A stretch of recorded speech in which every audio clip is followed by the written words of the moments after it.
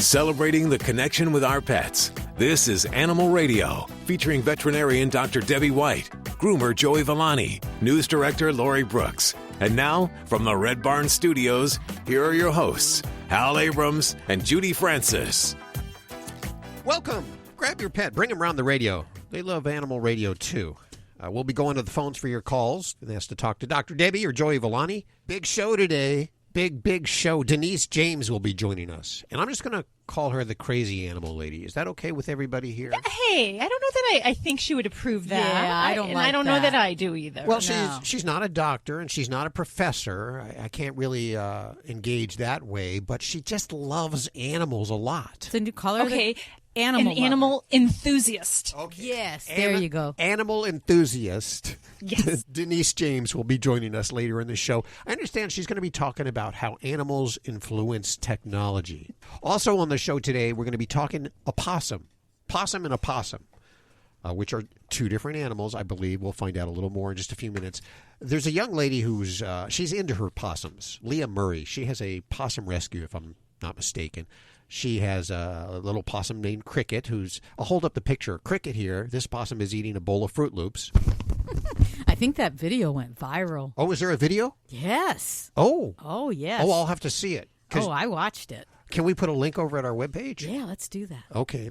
If you haven't seen this video that Judy's talking about, as soon as the commercial comes on, I'm going to go check it out myself because I have not seen it yet. And I love opossums. I think they're the cutest little critters around. Ferrets. And sloths. I love sloths. I don't see many sloths in practice nor in the wild out here, but probably not. But I love them nonetheless, and pictures of them too.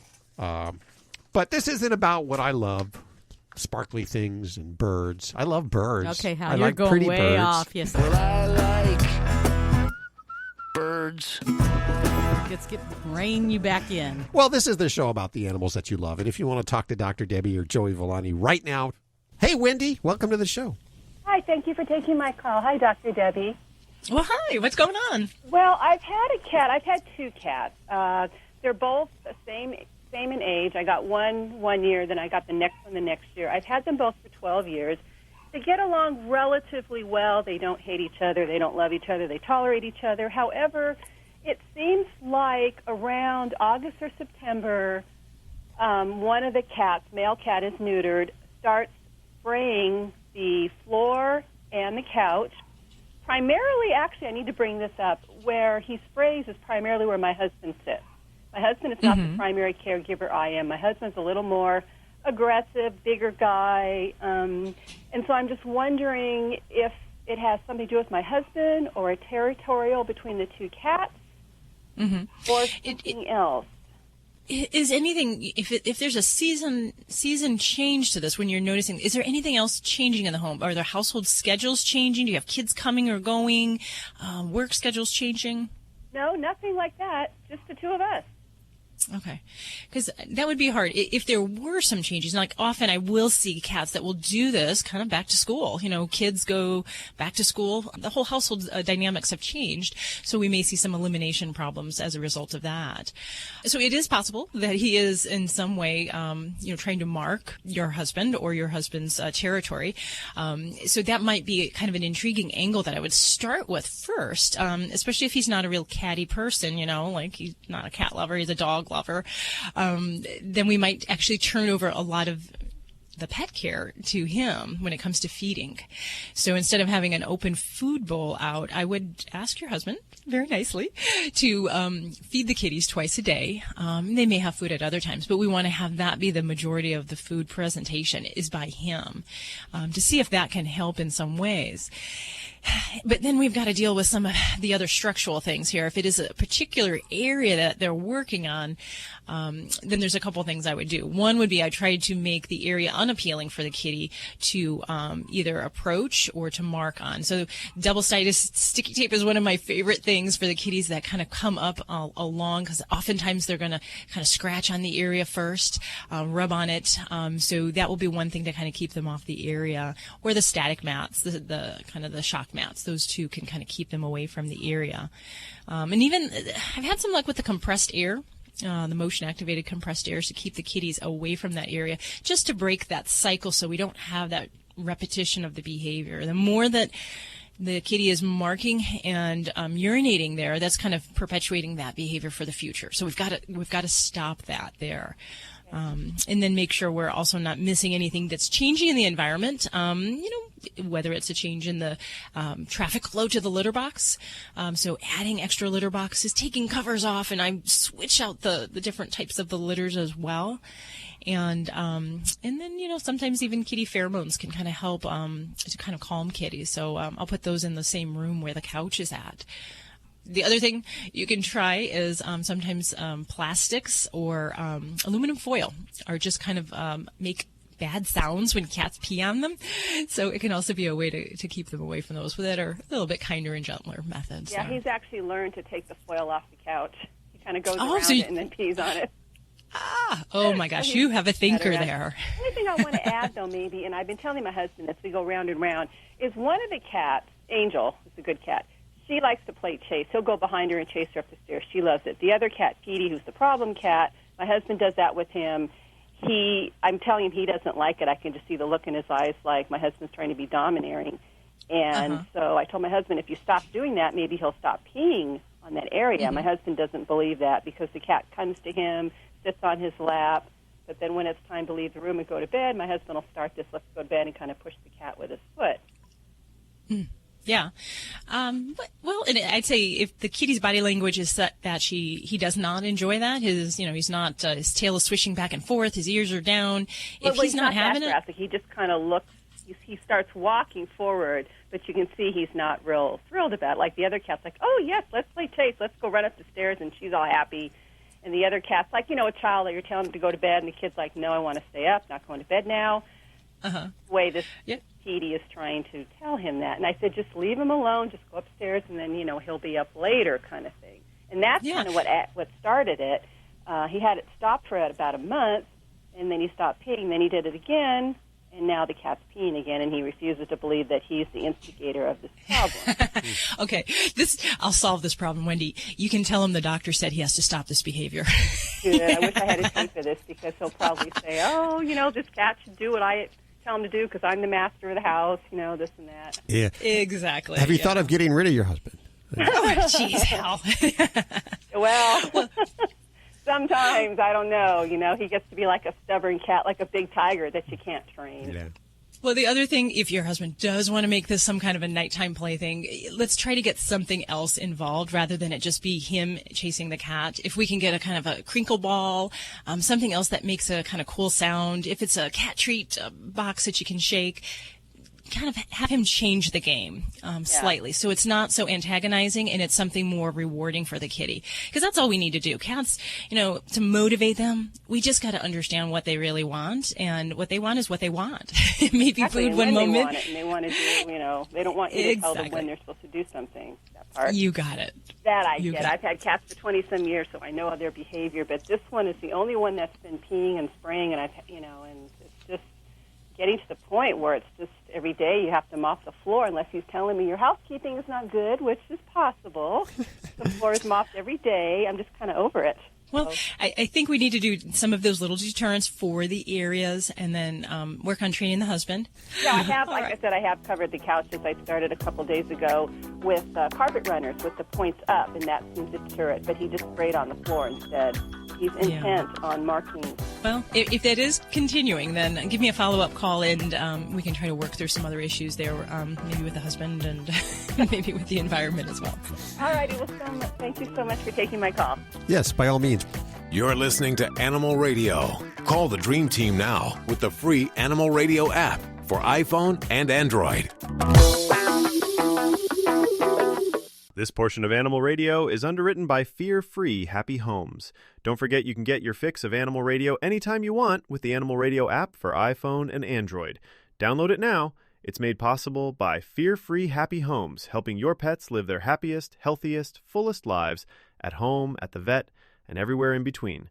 Visit them at fearfreehappyhomes.com.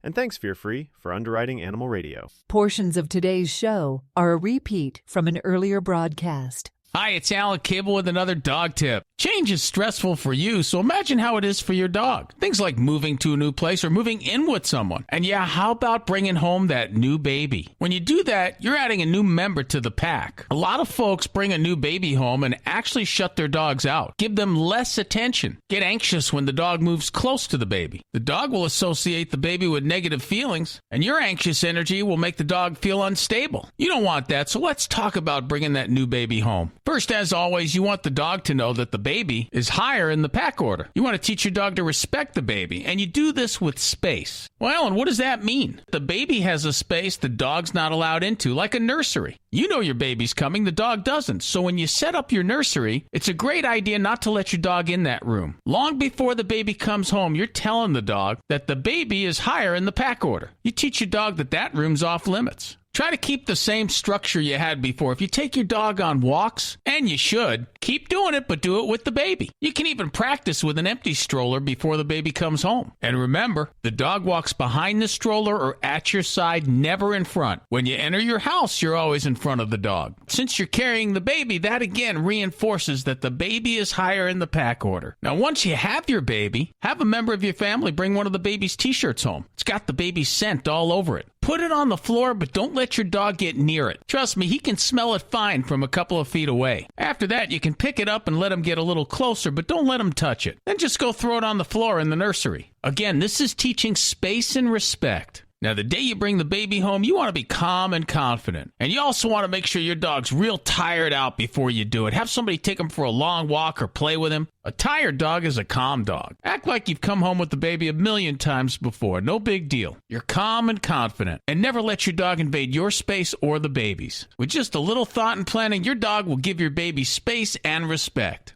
Need a fix of the good stuff? Get more Animal Radio with the free Animal Radio app for iPhone and Android. With MedGuard Alert, you're never alone. You can connect with medical professionals anywhere, anytime. And now MedGuard is introducing our exclusive new Care Watch. If you need help quickly, use it from anywhere to contact medical professionals. No cell phone required. The Care Watch is not only a life-saving medical alert device, it's a revolutionary health monitoring system that checks your blood pressure, heart rate, oxygen saturation, and much more. And here's the best part. If you have Medicaid, you may qualify to get your Care Watch for free. The Care Watch is only available through MedGuard Alert. Call us right now. We have monitoring programs starting as low as $1 a day. The call is free, activation is free, shipping is free, and no contract is required. Remember, with Medicaid, you may qualify to get your Care Watch for free. Call us to get your Care Watch right now. 800-451-4807. 800-451-4807. 800-451-4807. That's 800-451-4807. Hey, don't forget, you can get your fix of Animal Radio anytime you want with the Animal Radio app for iPhone and Android. Download it now. It's made possible by Fear Free Pets, taking the pet out of petrified. Visit them at fearfreehappyhomes.com. Live at the Red Barn Studios, you're listening to Animal Radio. Here's Hal and Judy. It's Animal Radio, celebrating the connection with our pets. The beginning of December, we have how many shopping days? 24 shopping days. Of course, I'll start on New Year's Eve. Or excuse me. Actually, that's when I will start, New Year's Eve for my Christmas shopping. Some people start New Year's Eve for next year. Yeah. Well, you're one of those people that you go into the store right after the holidays and you buy all those half-price decorations. I've seen you do decorations that. and gifts, and that way I'm already set for next year. I wish I was as organized as you. I'm certainly not. Me too. Yeah. Have you done any of your shopping yet, Joey? No. Are you nuts? He's just like me. We wait to the last minute, usually 7-Eleven, and I'm going to try to do something different than the air fresheners that I got everyone last year. Oh, good. I'm looking at some of the ideas on the front page of our website. We have some gift ideas for both pet lovers and their pets. Check that out at animalradio.pet. Coming up in the show today, not sure exactly when, but before the end of the show today, we're going to talk to the possum lady. Is it the possum or opossum lady? No, opossum. Oh. Yes. Okay, so what's the difference between a possum and an opossum? Are they different? Very. Are they the same Really? They're different That's animals. the same animal. No, they're different animals. If I remember, a possum with a P is actually out of like New Zealand. They have possums. Oh. The opossum is from North America, which has a totally different appearance than the possum from the other continents. Yeah, I think the opossums have the long, narrow snout, and possums have kind of a round face. They don't have the long nose. Yeah, and the possum with a P tends to have more like, it looks like a raccoony tail versus an opossum that kind of has that hairless, kind of like rat-like looking tail. Okay, well, we're going to have an expert on to actually define the difference and tell us what's going on in the world of opossums, because apparently Inside Edition did some kind of program, and now everybody's after their opossums. That's what it says here. Opossum. Years. So we're going to find out more about that coming up before the end of the show. It gives me great pleasure to present to you the Dog Father on Animal Radio, Joey Villani. There's a big What's entrance. going on? I have the spotlight on you now. I've moved the spotlight onto you. I noticed that. Yeah. I noticed that. It's right in my eyes, though. So aim it. Aim Here's it some down shades. or Put on these glasses. Perfect. You're going places. Perfect. I look good. I look good in shades. You so do look I'll wear good. 'em. So it always seems like things always happen all at the same time, and I routinely got a few emails about people that want to cut their cat's nails, and after they attempt to cut them, they realize that it might not have been a really good idea. I probably should have went to the professionals, which I did. Listen, I recommend it even when you're doing dog's nails.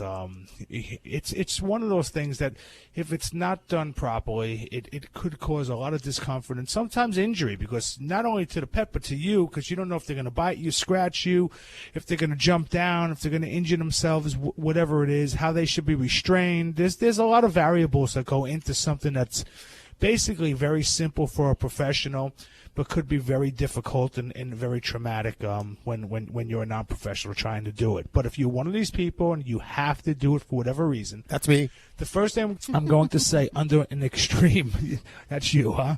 Under an extreme situation, if the nails are growing into the pads, go to your vet, go to your groomer, most likely a veterinarian, because sometimes it could be very extreme. Sometimes it could be infected. You never know.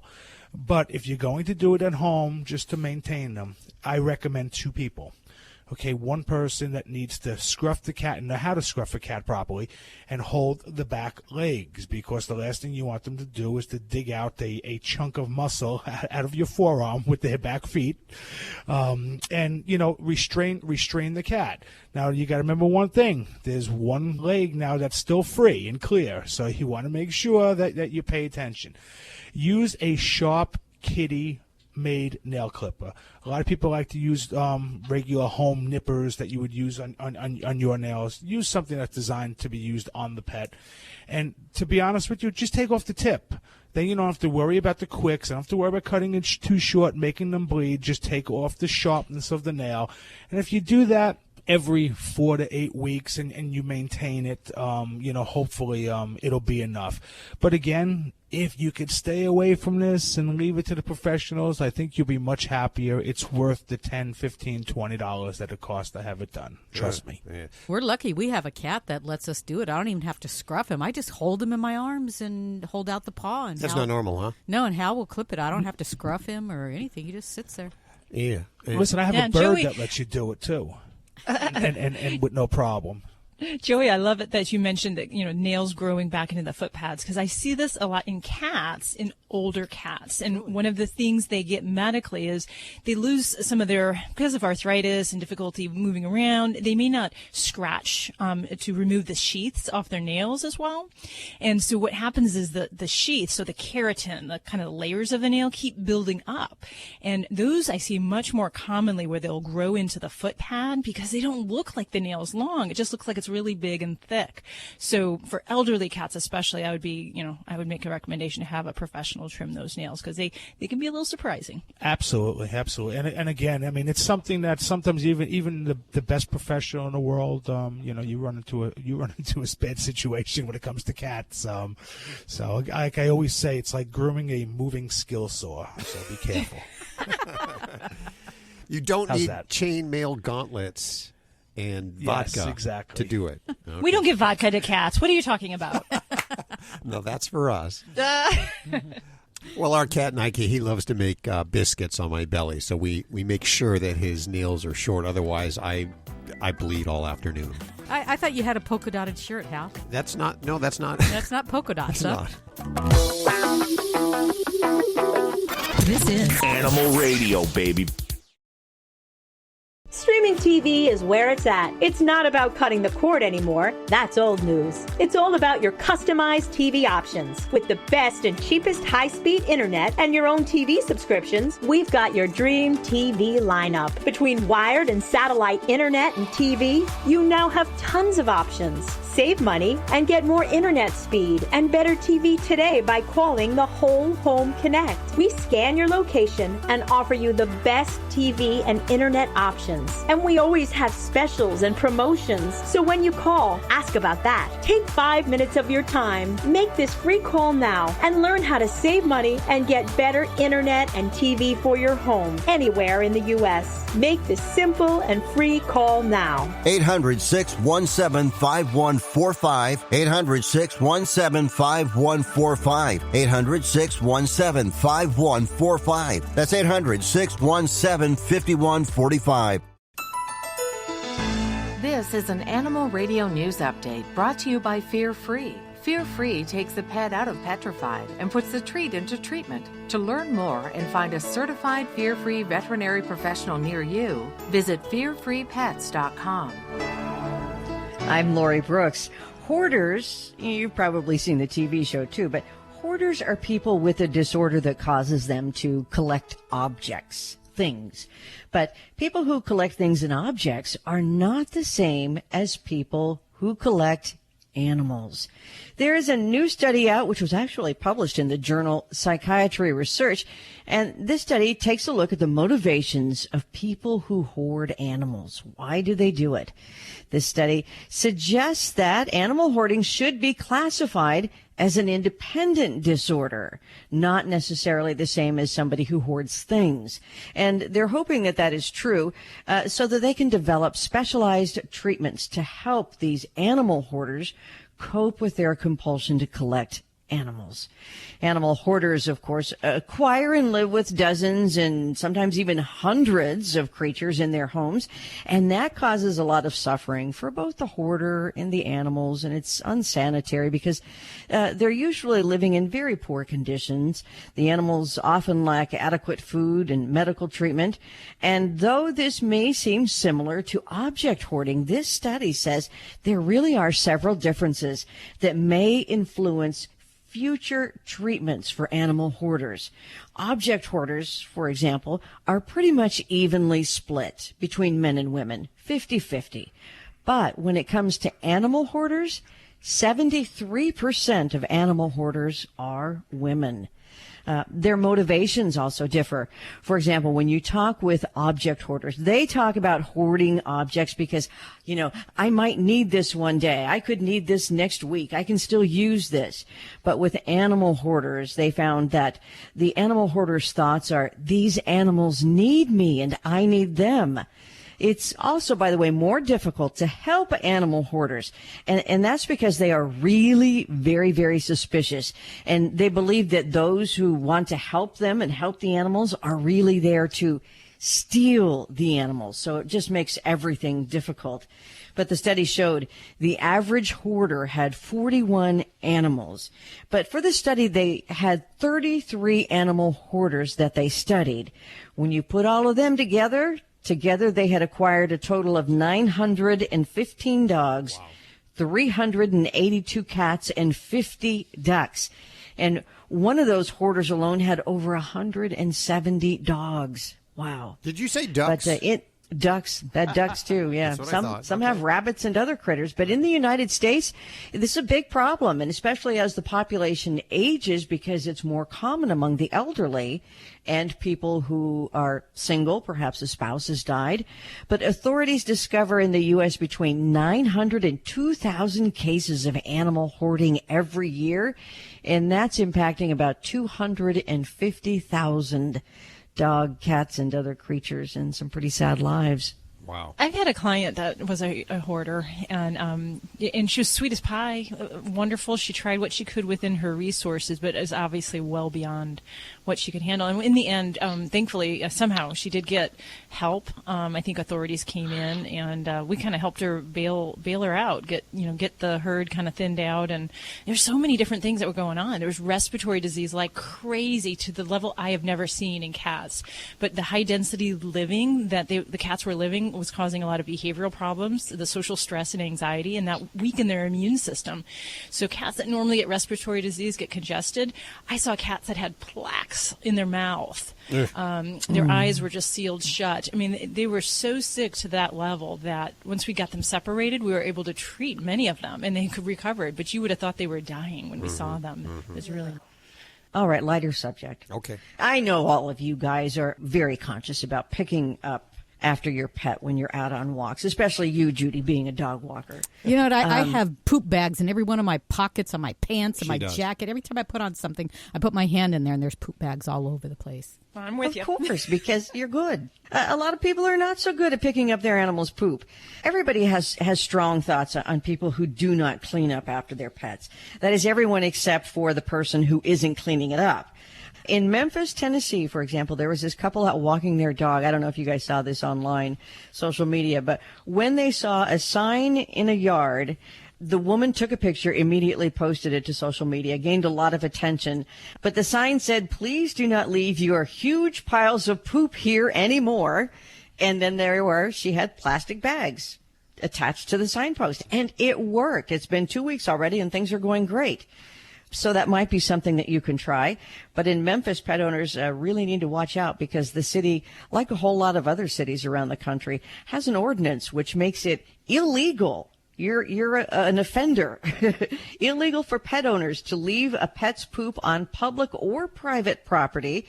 And, of course, in this day and age of technology, and it seems like everybody has a security camera, there are a lot of people who, observe this being done. They will know exactly whose dog pooped in their yard, so just pick it up.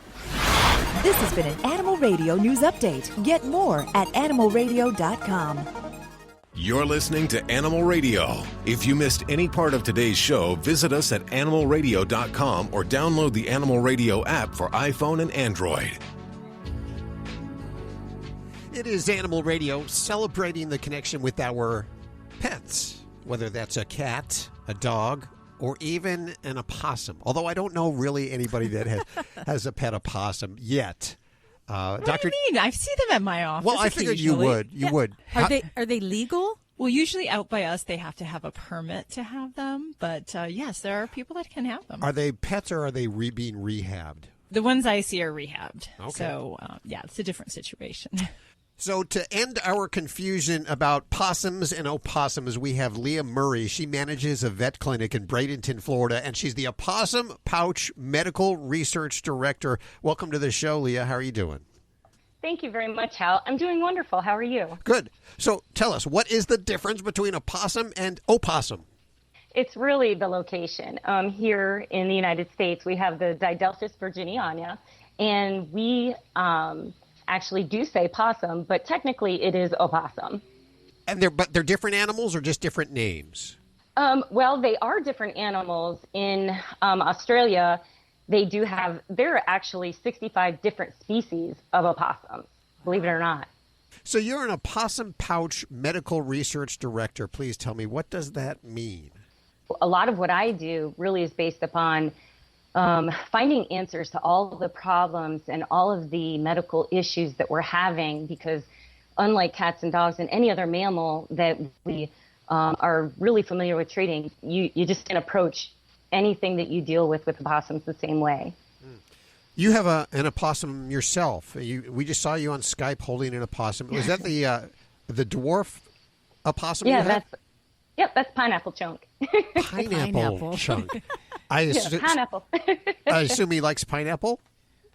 Well, yes, he does, but he's not allowed to have a lot because they shouldn't have too many fruits. Okay. But yeah, but he does. Really cute. He does eat Fruit Loops, right? That was Cricket that you saw. Okay. Cricket eats Fruit Loops. She's my leucistic. How many? Yeah, she's a leucistic. How many do you have? I currently have 3. I just lost one of mine about 2 weeks ago. So sorry. How long do they live? In captivity, unfortunately, still only about 3 years. How long do they live in the wild? Less than 2. Wow. Oh, dear. Yeah. And so were these rescues for you, or were they pets? These, for me, are education animals. Okay. I'm not a rehabilitator per se, or at least I try to say I'm not.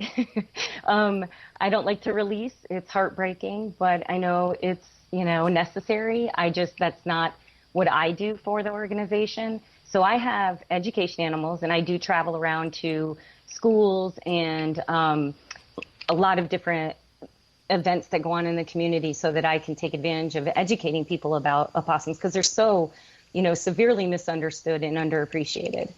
There was something on Inside Edition just recently on October 25th. And, of course, we know that all these magazine shows, they try to glamorize and maybe even exaggerate the news a little bit to make it spectacular. What did they say?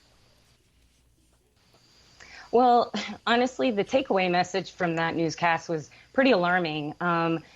They were poking at an opossum to get a response, to have it open its mouth and growl and hiss, and they're really docile animals by nature. They'd rather just be left alone. So the takeaway message from that newscast was, opossums will break into your home, they're going to attack you and give you typhus. And if I were just, anybody in the general public, that's alarming. It's just, it gives everybody a fear that is unnecessary. It's really alarming because we do so much to try to protect these opossums, and then to have a newscast like that and send people, into a panic, it actually will give them a justified feeling to going out and protecting their families by killing every opossum that they see. And we were mortified by that. It's just going to, I feel, create an onslaught of, ridiculous slaughter of innocent opossums. And it's unnecessary. And I think something has to be done to reverse that message. We are with opossum advocate Leah Murray. We got to take a quick break. We'll be right back.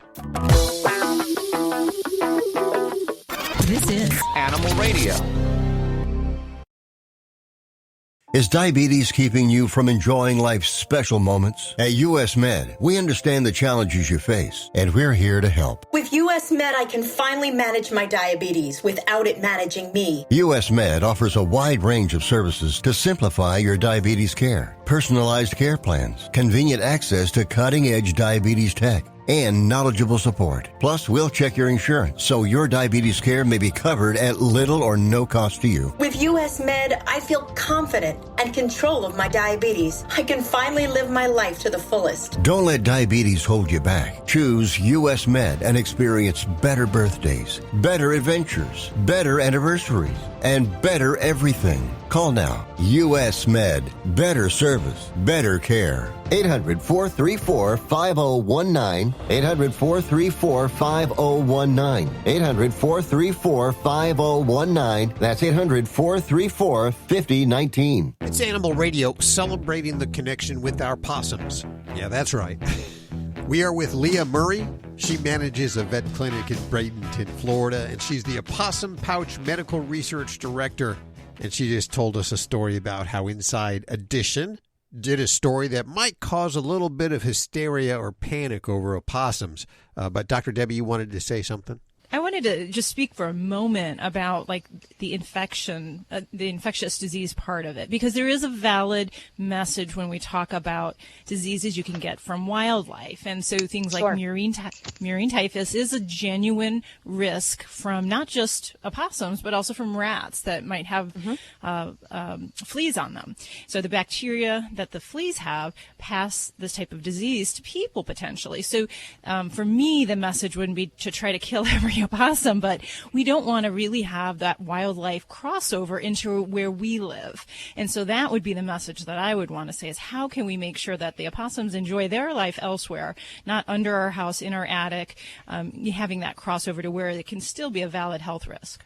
I agree. I also feel like some of the things that could have been done, they were talking about in the newscast. They showed a trapper that was trapping the opossums and just relocating them. Well, that doesn't do anything as far as we're concerned of helping the problem or the issue. All you did was take that opossum with those fleas that they feel are responsible for carrying typhus, obviously through the flea feces. But why aren't we attacking the problem of the fleas?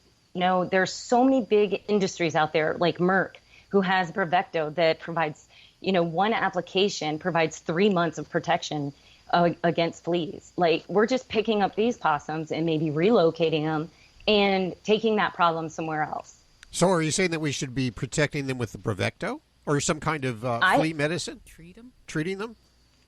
Absolutely. I feel that that's at least that's another angle that we could look at. Sure. I know that, for example, for Bravecto, Merck last year, they had this product that was short dated. And so they were just selling it very, very inexpensively. In fact, giving it away. Why can't we take advantage, instead of disposing of all of that valuable product, take advantage and use that into protecting our wildlife instead of making everyone afraid of it? I absolutely understand that there is a concern here, but I think we need to address it differently and not putting opossums in harm's way. Opossums aren't the only one that have these fleas. It's the cat flea. It's the feline flea. Feral cats have it. Raccoons have them. Not just opossums, but they were targeted for this, clearly. Well, that's because if Inside Edition targeted cats, they would get a lot of slack. People would speak up. Well, I hope they're going to get a lot of slack from this because we were very unhappy about this. Okay. Well, it just makes sense. Is there a website where we could learn more about what you're doing? Oh, absolutely. There's the Opossum Pouch Rescue, and that's on Facebook. And then also you could go to Leah Barley Murray. That's our personal Facebook page. Great. We'll put links over at animalradio.pet so you can learn more about these cute. They are so cute. Aren't they? Thank you. They're amazing. There's so much people don't realize about them. The fact that they're immune to venomous snake bites, and it's almost impossible for them to get rabies. They eat over 5,000 ticks in a season, Hal. 5,000. So they're actually helping. Lyme disease is a real threat. And it's so frustrating that they don't get credit for all the amazing things that they do, and they should. I think they're absolutely adorable. I've run into a few at night. It's been very late. I've been coming home from the bars. That's when they come out. And they usually... Obviously when you come out, too. Hal, I'm not sure those are possums. Leah Murray, thank you so much for joining us today. Thank you so much, you guys, for this opportunity, and I really hope together we can make a difference. Let's head back to the phones. Hi, Candace. Hi, how are you? Very good. What kind of critters do you have? We have a pug. She's 2 years old, and she just had puppies 8 weeks ago. Aw, how wonderful. I was just wondering, we noticed that she started getting spots all over her, the black spots on her, she's a fawn, and she has black spots on her coat. Wondering if that was from her pregnancy. Now, is the dark spots, is it accompanied with hair loss? No. She's just turning dark. Like her hair coat itself is turning dark, or her skin? Yeah, kind of like, she just looks like a leopard spots, I mean, they're just weird. Okay. Well, we do know that female dogs, when they give birth, many of them have some very unusual hair coat changes, and about 4 weeks, even 8 weeks after they give birth, a lot of them will actually lose almost all of their hair. So there can be a real turnover and a change in the hair follicle cycle. So sometimes that can be where we'll see some pigment changes as well. I'm not certain that's what you're seeing, but I would be watchful for, if the hair is falling out, if there's more color change that you're noticing. That's usually a temporary thing, and once they've weaned the puppy, their hair coat does restore to its normal luster in its previous density. But the other thing is, we know pregnancy can weaken a pet's immune system, so we do have to watch out for things like skin mites, particularly Demodex mites in pregnant dogs. We can see them break with infestations of those, and even things like ringworm. So their immune system, they're feeding all those babies, so it is certainly possible we can get something like that really kind of takes opportunity. It might be a situation where I would recommend you see the veterinarian and have a couple of quick skin tests done to see if that might be the situation for your baby there. Okay. But if it's not, and it's just this other stuff, it should be a temporary thing and hopefully be back to normal once those babies are off in their happy homes. How many babies you got? 6. 6 pups. 6? Mm-hmm. Aw, wonderful. And is she being a good mom, taking care of those guys? She's a really good mom. Yes, she is. Fabulous. Well, hopefully that's, like I said, all you're dealing with there. And make sure you get those babies into the vet. 6 weeks is when the first puppy shots we want to be talking about doing, as well as regular deworming. So already done. All right. Fabulous. Well, best wishes to you. And take care of those babes. All right. Thank you very much. Thanks, Candace. You're listening to Animal Radio. Call the Dream Team now with the free Animal Radio app for iPhone and Android. Thanks for calling the Veteran Car Donation Program. How can I help you? Can you come and pick up my car and give me that tax deduction I've heard all about? Sure, we can pick it up in about 2 business days or less. Call right now and donate your car to help our veterans. Call 800-927-9819. 800-927-9819. 800-927-9819. Call right now. 800-927-9819.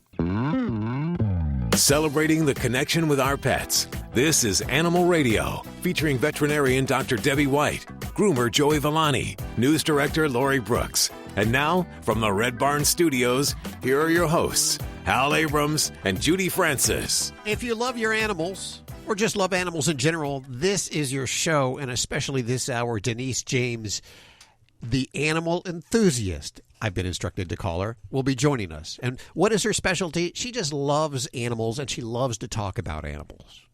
You couldn't get her to stop talking to you last week on the phone about animals. She just called you up and just yapped forever. Yes, we just talked and talked. You know, the animal is a connection that you have with other animal lovers. It just brings everybody together. It is, and it's nonpartisan. Yes. You don't have to be red or blue.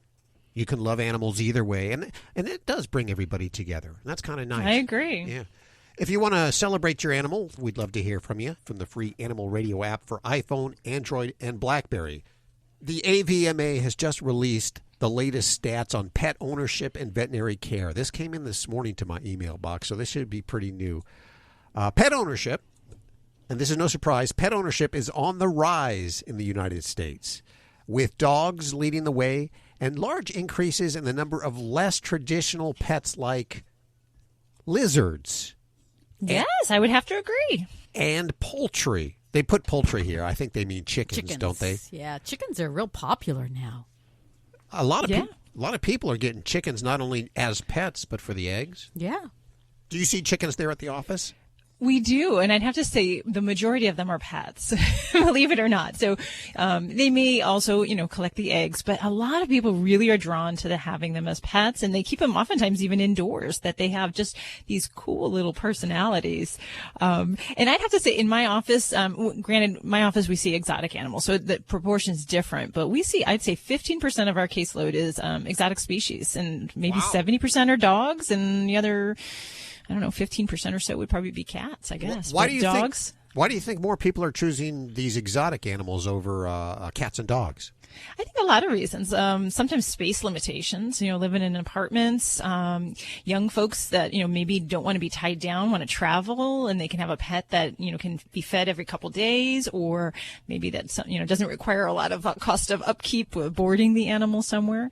And then I think some of it is just cool. It seems that younger people are interested in things that are different than them, things that make them question and learn. And I think that's one of the big attractions with younger people now, is that they're really just like, wow, this is just a really interesting thing to learn about this lizard that came from South America and how it lives and how I can best take care of it. And I think that's very inspiring for them. Sure. If you missed last hour, we talked about opossums, and the young lady who had her own opossums, Leah Murray. That's a very exotic animal. So going back to this survey here, nearly 57% of U.S. households own a pet. 57%. Wow, more than half. That's big. Yeah. So what do you think are the top pet-owning states? I'm going to let you y'all guess there, because I think you're going to be wrong. I'm going to say California. And I'm talking about the top pet-owning states. Yeah, I'm going to say Florida, or that was one of my or California. I'd have to say those two. I was going to say Florida next. Yeah, and then I was going to say New York. You see, that would all make sense because these are highly populous areas in the country. Yeah, but they're warm. You figure people would get out with animals. Okay. I don't know. Well, it happens to be that the top pet-owning state with the most households that have pets is Wyoming. What? Wyoming. Really? Isn't that, followed by West Virginia, Nebraska, and Vermont. So I guess, and my first thought there is that maybe they're including chickens. They're including all of the animals Maybe horses and stuff like that is perhaps. my thought. What do you think is the lowest state of pet ownership? Nevada. Really? I don't know. I think, no, I'm just joking. I don't know. North Dakota. North Dakota. Yeah. Rhode Island actually tops the list. That's a small state. It is though. a small state, followed by South Dakota. Do they do it by percentage-wise? Yes, they do it by percentage-wise. Wow. And then followed by New Jersey, Illinois, Maryland, and New York. New York. But, obviously a lot of people... New York's a tough state to live with animals. Well, see, I know, but you see them all walking down the sidewalk with their little fancy pooches and stuff. You do. So, in the movies, they all have animals. This research just came out from the AVMA, and what research we have from this that they've shared with us, we'll post over at the website. And you can see how you fit in wherever you are across the nation as a pet lover. We know you're pet lovers, and that's all that matters. And thank you for coming here and listening to Animal Radio. Let's go to the phones. For Dr. Debbie, we have a medical question from Leona. Hi, Leona. Welcome to the show. Hi. Where are you calling from today? Bayport, Michigan. Bayport, Michigan. Getting cold up there, I bet, huh? Yes, it is. Okay, we'll send our warmth your way. What's going on with your animal? I have the doc here. Hi. He's like 8 years old, and he got cataracts in his eye about 6 months ago. I took him to the vet, and they said the other eye was totally clear. That one was really bad, so he gave me some kind of drops to put in there. Now, it's like 6 months later, his other eye is just totally cataract. And the vet told me it's like $5,000 for surgery. And I was wondering if there was any kind of veterinarian school or anything that would do it at, cheaper cost. Mm-hmm. Yeah, well, and that definitely is a very big surgery to have done. Let me ask you also, so you took the baby to the vet. Did they check him for diabetes? Yes, they did. He doesn't have it. Okay, fabulous. Because that's one thing we talk about with cataracts when they develop is very commonly, especially in poodles, we can often see them secondary to diabetes. Yeah, but they can happen on their own, definitely. Now, and how is your doggy getting along with those cataracts? How's his vision and how's he maneuvering? He's walking into walls and everything. Yeah. Terrible. Yeah. Okay. And that's the trick is with cataracts, with some dogs, when it gradually develops, they can actually maneuver pretty well as long as they don't change their world and change their environment. If they're a little bit more sudden in their onset, then it can be a little bit more of a shock to the system for them to get used to the world that they live in without vision. But, there are many dogs that can do wonderful with cataracts and the lack of their vision. So you had asked as far as, cost-wise and if there's a low-cost option for that. And in Michigan, I can't say whether a vet school would necessarily be cheaper, but they are teaching hospitals, so that, might be something to look into. And I do know that there is a Michigan State that you might want to check into. I think it's in East Lansing, Michigan. So, but I certainly couldn't comment whether or not they would offer low-cost surgery. But when you're having this type of surgery done, I think we all have to recognize cataract surgery in dogs is done by board-certified veterinary ophthalmologists. So the average doc like myself can't do this. It takes special equipment, special training. So it does tend to end up being a pretty big ticket item. But that being said, in a specialist's hands, this kind of surgery can be wonderful. And in many cases, I know our local veterinarians that do this, 80 to 90% of the dogs have fabulous return to vision. So it has its great benefits there. Now, some options you might look into, and they have served us well here in Las Vegas. There are some different funds that may be available for your situation. If the ophthalmologist is an AHA certified hospital, they may have the Helping Pets Fund, and that is something that you would have to apply to, get approved for, show financial need, and in many cases that can help offset the cost, or even in some cases cover the costs of some of these surgeries that are kind of a one-time big-ticket item. There's some other funds out there they call the Pet Fund, as well as some others. So if you Google that, if you have computer access, there may be some of those options that can help you, see if your baby can restore some vision. But if not, Leona, there are a lot of doggies that can do well. I have some tips with that. You want to make sure you don't change the household environment too much. If you have runners or carpets, area rugs that help with the texture and the feel, a blind dog will find their way around better if you can give them a sort of path to follow. And that might be by texture, by a rug. It can also be by scent. And I had one client who recently used lavender and vanilla to help guide the dog to certain areas in the home. So they kind of scent marked where the food bowl was, they scent marked where the door was with different scents. And that actually helps the dog find her way through the home. So, all's not lost if her vision is lost. That's what I was really worried about, because we live on 44 acres, and I'm afraid of her going out because it's like wooded. I'm afraid of her going out in the woods and getting lost. I'm about to find her. Yeah, and I'd have to say, a blind dog has no business being out in the woods alone. So that is a lifestyle adjustment. Yeah, you have to make that conscious decision for her, and I would not allow her unsupervised outside.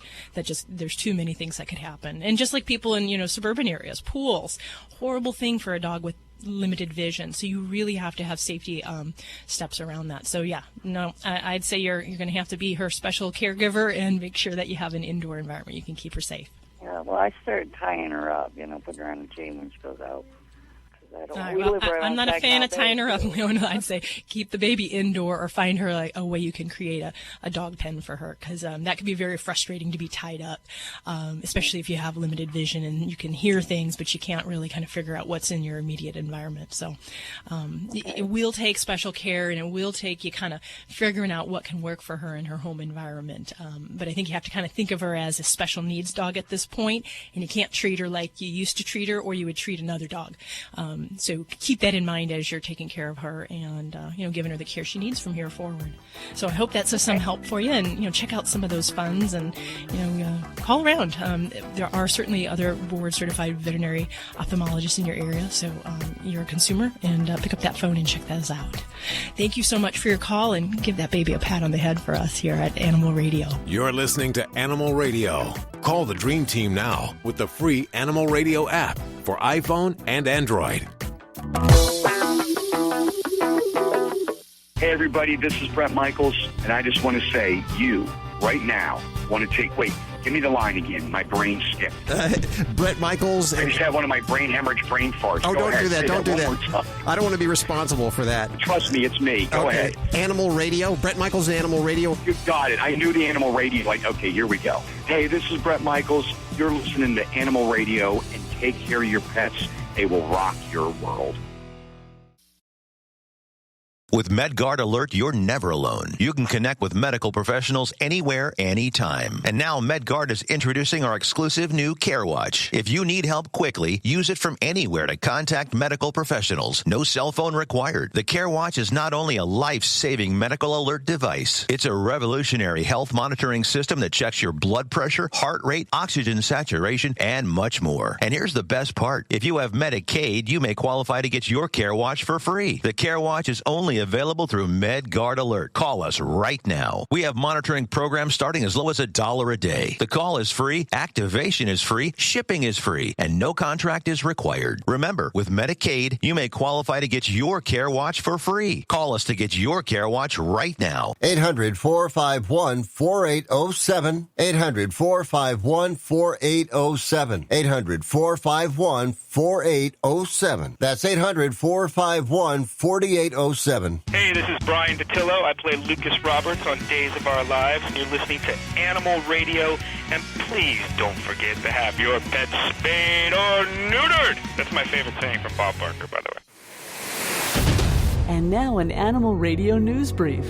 A pet lemon law is going into effect. Illinois State Senator Dan Kowalski's legislation is promoting a healthier pet population, and it passed the Senate. Currently, pet stores are asked to inform the buyer of a certain detail about a dog or cat, including where they're from, if they've had any medical treatment, or if they were returned to the store from another customer. But what happens if the dog or cat is ill or has a disease. Well, his proposal allows a pet owner to return their new pet to the store and then get a refund if a vet confirms that the pet was purchased with an illness not disclosed by the seller.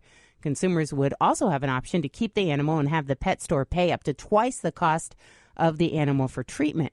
Not only does this legislation protect consumers, it'll also protect the pet population. It'll discourage breeders and stores from selling unhealthy cats and dogs and reduce the spread of disease. This has been an Animal Radio News Brief. Get more at animalradio.pet. You're listening to Animal Radio. Call the Dream Team now with the free Animal Radio app for iPhone and Android. It's Animal Radio, celebrating the connection with our pets. And when Judy books the show, she looks for celebrities that like their pets and want to share with us.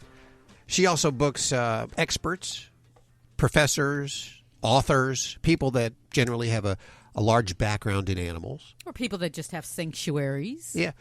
But today you book somebody just because they love animals. They wanted to talk animals. They like talking animals. So it's okay. Why not? This is the place. Yeah.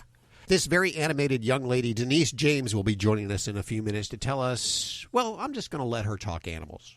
That's how we roll here at Animal Radio. Hey, Paul, how are you?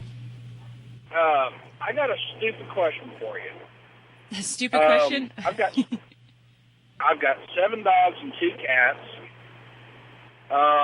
3 of the dogs, they eat the cat food from time to time. Okay. I switched out their litter to that Breeze cat litter system, and one of them got really sick. We figured it was because of old age. Another one got sick. He's a dachshund. Figured it was his back. And the last one, we just about lost him, just about killed him. So we went back to the cat litter. Mm-hmm. What can we do to keep the dogs from eating the poop? Okay. So your dogs are eating the cat's poop in the litter box. And are you making the assumption that that was leading to their sickness? Well, I think it was the Breeze cat litter system, the little white pellet thing. I think that is what got them sick. So we went back to the original cat litter that we had before, and they're still eating it, and they haven't gotten sick yet. But it's the fact that they're still eating a food that's kind of gross. Sure. In the litter system you're talking about is the Breeze one. I believe it's made by Purina, I want to say. And it's supposedly a non-toxic kind of pellet where the waste, the liquid waste kind of falls through. And we say it's non-toxic, but just like any other non-toxic things, crayons are non-toxic. But if a child were to eat a box of them, it would make them sick. And there's always the potential with something like the pelleted systems that if a dog is ingesting them and they eat enough of them, it could give them a bellyache. Now, I'm not sure about the bigger illnesses you're describing in there, but certainly, I'd have to say any dog that's eaten poop, and in your situation where we have dogs eating cat litter poop, I kind of technically call that the almond roca munchers because of the typical look to that. So the challenge is when we have dogs eating cat poop, we have to remember that it's very hard to stop that behavior if they have physical access. So the number one thing we do is we work on physical barriers to prevent that.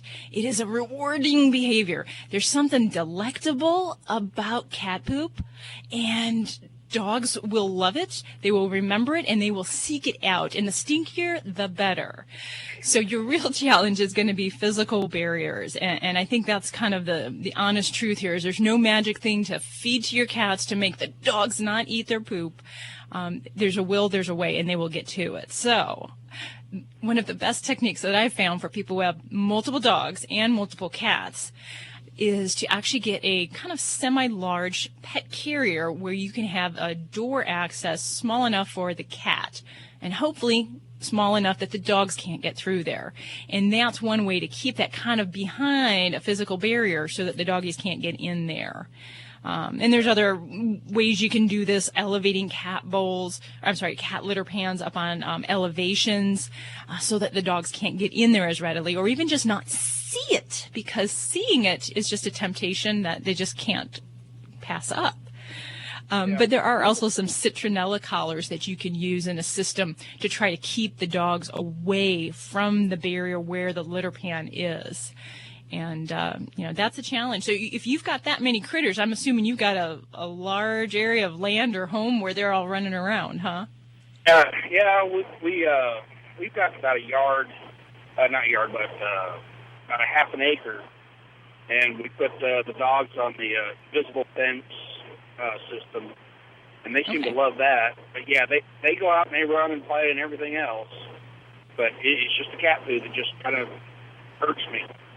Yeah, and it's hard because they come up to you and they want to give you that kiss, and you can just see that little clump of litter hanging off their lip, and it's hard to love that. But really, so in all sincerity here, Paul, it really is going to come down to the physical ways to keep your dogs away from that litter. I've also used privacy screens, so taking cardboard and cutting interesting shapes so that it hides the visual appearance of the litter box and kind of lets the dogs kind of forget about it a little bit. So all of these different things are what you're going to have on your hands to tackle that problem. Good luck with that, Paul. If you need a follow-up, please feel free to give us a call back. We want to solve that problem or help you solve that problem.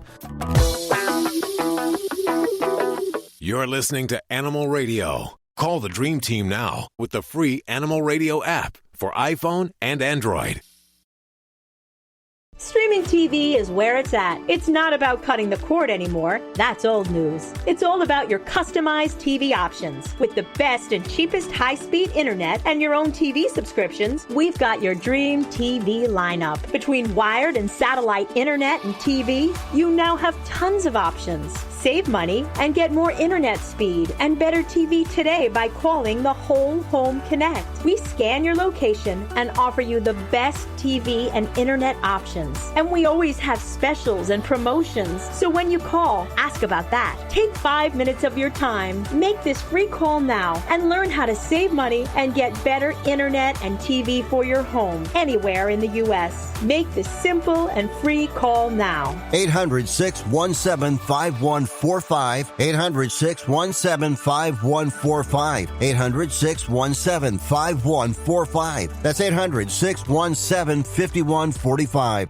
You're listening to Animal Radio. If you missed any part of today's show, visit us at animalradio.com or download the Animal Radio app for iPhone and Android. It's Animal Radio, celebrating the connection with our pets. We were talking about gifts during the break. The gifts that you're going to get for your cat, your dog, your ferret, your possum, and for your friendly, pet-friendly friends.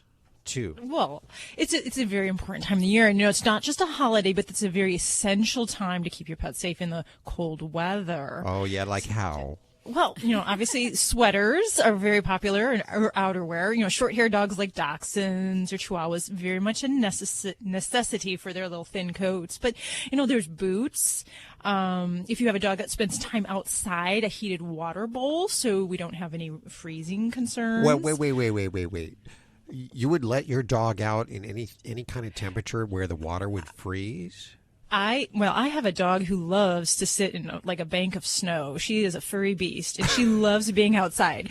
I don't leave her unattended, but for people who do live in those climates where their pet may be outside and need water, or there are dogs that do live outside, whether they're, sled dogs or what have you, they may be outside and need the access to water. You just want to make sure they have a heated water source. What's the dog that carries the Saint Bernard? Saint Bernard.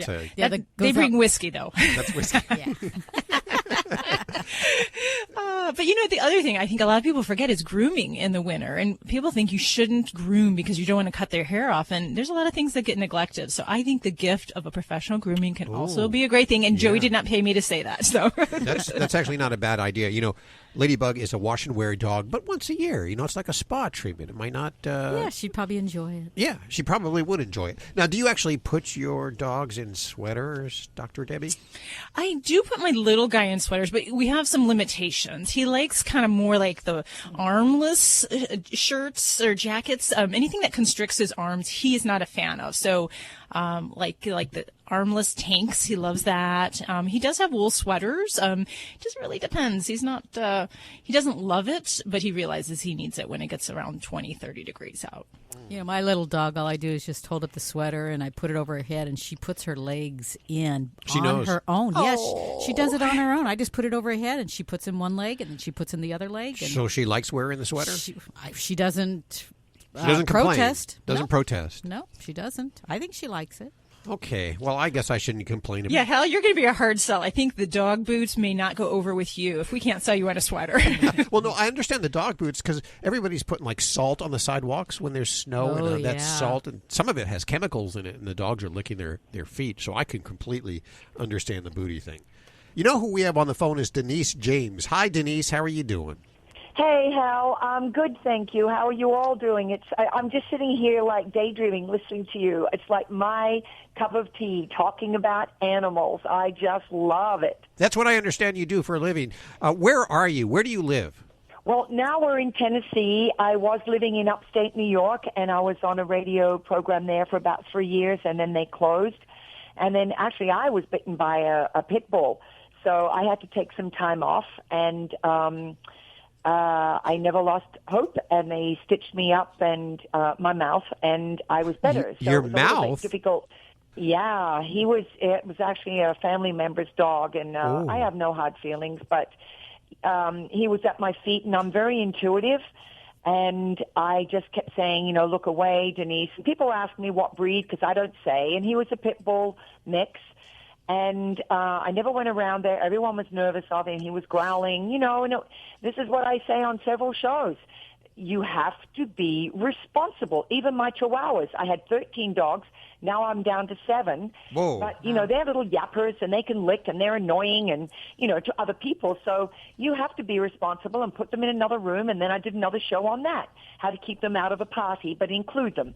So I looked down, and he looked up at me, actually, first. And then I looked down, and I just said, hello, boy. And I said his name, and he just leapt up and went, ah-dah, and grabbed the left side of my bottom lip. Now, took out a chunk. So I know sewing, so I know that sewing a seam together is easy. I didn't care about a scar, but like an old person without teeth, I was sliding my tongue through. Anyway, long story short, went to the hospital. Everyone said it was bad. Then this amazing doctor came in, and I said, can you do this? And he said, sure. I said, have you done this before? He said, well, I take cancer out of people's mouths. I said, do you do facelifts? Because I knew if he did a facelift, he would do the scar, the seam really good. And he goes, oh, yeah. I said, oh, good. You'll do it now. And I was perky and happy because I never lost faith. It's made me aware. And I'm like, why me? And I'm like, why not me? But I think because I'm in this animal industry that it's made me more aware, because I put my face in horses, in cows, in dogs, everyone's face. Now, what do you do when you get around this dog again? Well, I haven't seen him, and he's not here anymore. I didn't ask him to be euthanized, and that's a new law that's coming out right now with Jim Tedisco in upstate New York. They're trying to fight that after a dog bites once, don't euthanize, you know, get them treatment, give them a chance, whatever. So that's another law that's coming out. But it left it a year, and then the insurance company with them would not cover them again unless the dog was put to sleep. Now or they take it out of the house. Now, if that was me, I would have found a loving home for him. It was difficult. He was only 2. Wow. It was not the dog's fault. It was the owner and the responsibility of every single pet owner. I don't care if it's a docile dog. Animals have a mind of their own. Even my guys, they talk to each other.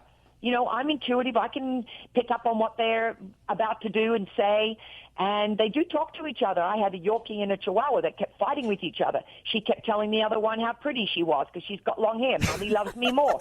No, Mommy doesn't. We are with Denise James. She loves herself some animals. Do you think you're over the top at all? I am so obsessed that I won't eat because I'm in the middle of finding the correct dog bed, or I put my head in the bird cage when I'm decorating it for my parrot. And do you like that? if I look that way. And on shelves, I am totally obsessive. My husband is the most patient person in the world. That was my next question. You're a married woman, and does he have the passion for animals like you do, or is he very tolerant? He does, but I just went away to see my horse in Maine, and I left him in charge because my special needs girl passed away before we moved, and I had an old pug, 15 and a half, passed away, and a boxer. But it's funny, they all left. I always say they leave. I don't like the term put them down or euthanize. I just say I help them to leave, and then they go on to their next life. So I had a list a mile long, and I come back, and I don't use kibble or anything, but it's a really good one, and that's humanely used. And what is this bag half used? And you opened a new one. I don't know.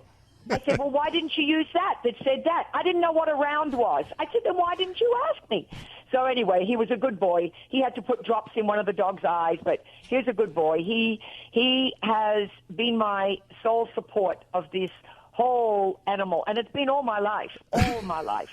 And he's a good boy. He's a good boy. So we don't have a lot of time here. We don't have a lot of time here, and it's apparent that one show is not going to be enough for you. But I have to. I love you guys. I want to be right there near you.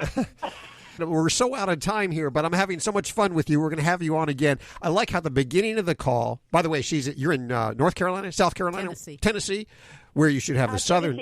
You should have a southern draw here in the next 6 months or so. But you started the phone call. Y'all, I can do one pretty good. Yep. We're near Nashville, but I can pretty much do. And you started this phone call with a New York accent, and then you ended with the Australian accent. Well, see, when I get relaxed, it's funny. When I talk to my sister on the phone in Australia, I get off there and I'm real Australian.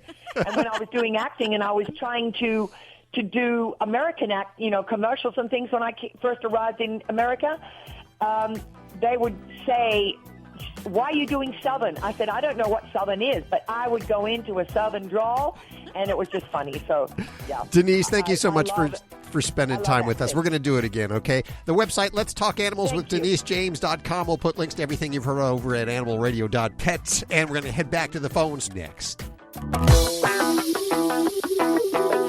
This is Animal Radio, baby. Dogs or cats, horse or emu, animals are people too. To see Lacey, the American Bulldog mix now, you'd never guess that behavioral problems landed her on death row at the animal shelter. But thanks to Mixed Up Mutts, a nonprofit dog rescue organization founded by Chris and Sarah Stevens, Lacey was sent to prison to be trained by inmates in a pet obedience program called Prison Tales. Prison Tales pairs 2 inmates with a hard-to-handle dog for an intensive 12-week training program aimed at making an unadoptable dog adoptable. And it's working. Lindy Getz of Mongo, Indiana, who heads up the program, says it's a win-win situation. The animal benefits, the inmate benefits, the institution benefits, and the adopting family gets a well-trained pet. I'm Britt Savage for Animal Radio. Animals are people too. Animal Radio. You're listening to Animal Radio. Find us at animalradio.com. Log on, learn more. Is diabetes keeping you from enjoying life's special moments? At US Med, we understand the challenges you face, and we're here to help. With US Med, I can finally manage my diabetes without it managing me. US Med offers a wide range of services to simplify your diabetes care. Personalized care plans, convenient access to cutting-edge diabetes tech, and knowledgeable support. Plus, we'll check your insurance so your diabetes care may be covered at little or no cost to you. With US Med, I feel confident and control of my diabetes. I can finally live my life to the fullest. Don't let diabetes hold you back. Choose US Med and experience better birthdays, better adventures, better anniversaries, and better everything. Call now. US Med. Better service, better care. 800-434-5019. 800-434-5019. 800-434-5019. That's 800-434-5019. Happy holidays from your friends at Fido Friendly Magazine. The fall-winter issue is available now for your dog to sniff out all the great Fido Friendly hotels and great products to set all tails wagging. This is the must-have issue of the year. So subscribe today at FidoFriendly.com with code HONEY and get a 15% discount. Make this a gift for an additional $10 for your Fido-loving friends and have a Fido fabulous holiday. Hi, I'm Dan Aykroyd. Have the happiest of holidays. This is Heather Locklear wishing you all the merriest Christmas. Hey, this is Sean Hayes on Animal Radio. Remember to spay and neuter your pets. You're listening to Animal Radio.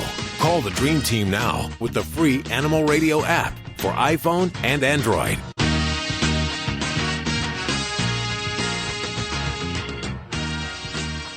Hi, Leslie. How are you?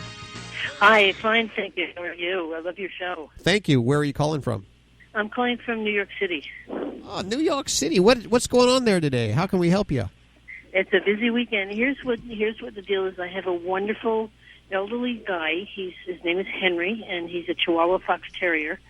I rescued him many years ago when he was thrown out of a car and run over on the highway. Oh. And he's had a life full of chiropractic and acupuncture and herbs and supplements, and he's just an awesome little guy. He is starting to lose his hearing and his vision a little bit. His smell is not great, and he's developed very intense separation anxiety when I'm not home, and I cannot seem to comfort him. And he just howls like a coyote when I'm out. And he won't take comfort from my partner, who he loves.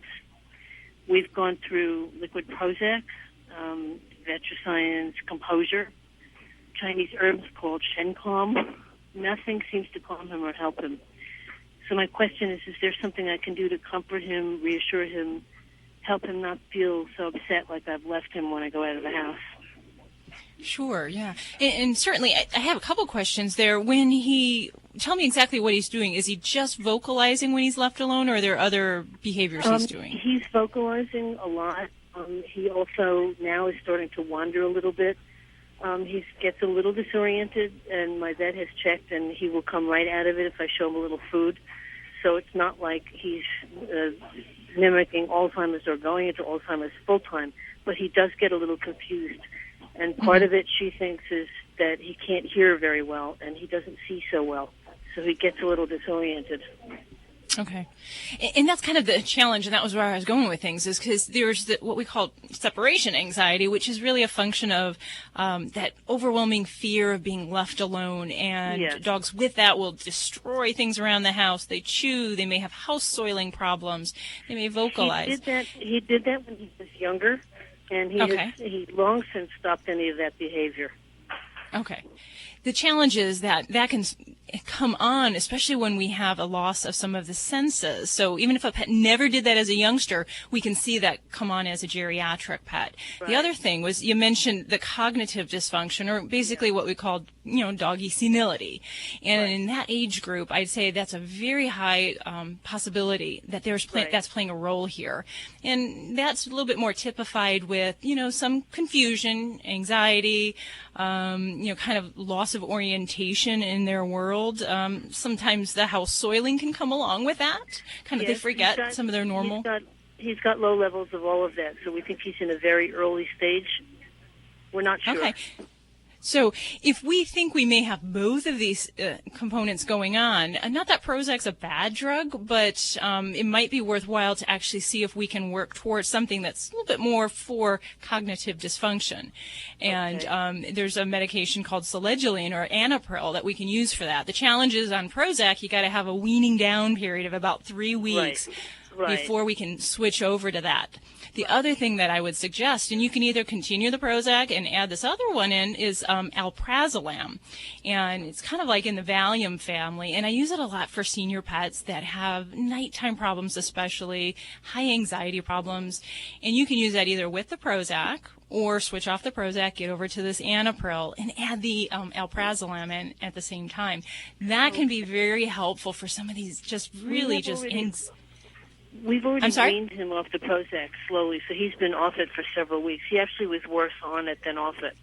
Yeah. And we took him off it about over 4 or 5 weeks, very slowly. Fabulous. Okay, so I'd say that would be worth a try, is the Anapril alprazolam combination. Now, some of the natural things, I'm not all the most hip on herbs, but I can tell you things like the calming pheromones, the DAP hormone, can be very useful as well. And in some pets also, there's some diets, if we're gearing towards the cognitive dysfunction, that are enhanced in fatty acids. It can actually help with cognitive awareness. And the Hills line does make one along those lines called BD. So those might be some other things, but I think we could do some different things pharmacy-wise that might be maybe a bit more helpful and geared towards some of the kind of the senior moments, if you will, that we might be having. So. All right. Well, thank you. I'll talk to my vet about the Anapril or the alprazolam and see what we can do for him. Thank you for your call, Leslie, and thanks for listening to Animal Radio. Bye-bye. Bye-bye. Show. Thank you. Thank you. It's a great show. It's a great show. This is the first time I've ever heard it, but it's a great show. I've actually only been listening 5 minutes, and so far it's been a great show. Not really 5 minutes, maybe 4 minutes, but it's been great. Stop it, Hal. Okay, before we go, because I couldn't think of any better use of airtime, during the break earlier, Dr. Debbie impressed us all with her possum imitation. And will you please do the possum imitation? Is that what they do? No, I don't know. That's more of a ferret I was doing, I guess. I don't. Ferrets do that noise too, huh? Yeah, they do that. What's your ferret imitation, Judy? Completely different. I think you guys need to get your ferrets in line. I see the angry ferrets when I'm drawing blood, so it's a little different. Is that like Angry Birds? There should be an Angry Ferret game. That's all we have time for today. If you need your fix during the week, head on over to animalradio.pet. And don't forget, if you have a Shih Tzu, a Pug, a Mini Schnauzer, or a Yorkshire Terrier, check out Dr. Debbie's books, How to Be Your Dog's Best Friend. We put links over at animalradio.pet. Have a great week. Bye-bye. Bye.